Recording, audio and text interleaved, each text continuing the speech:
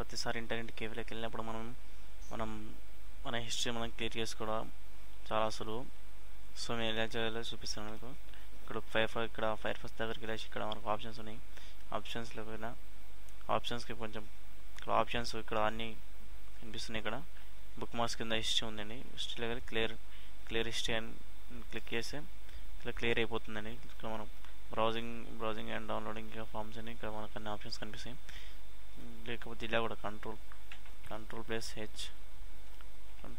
H నొక్కినామని మన history కనిపిస్తుందండి.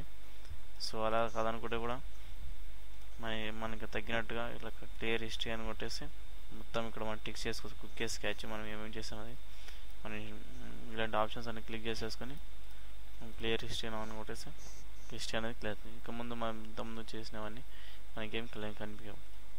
Plus H ఇంతవరకు చూసినామో మనకేం కనిపించదు. మనం ఎప్పుడైతే ఇంటర్నెట్ కేఫ్లో బయటికి వెళ్ళామో మనం హిస్టరీ అనేది క్లియర్ చేసుకుంటే చాలా మంచిది. So thank you for watching this video.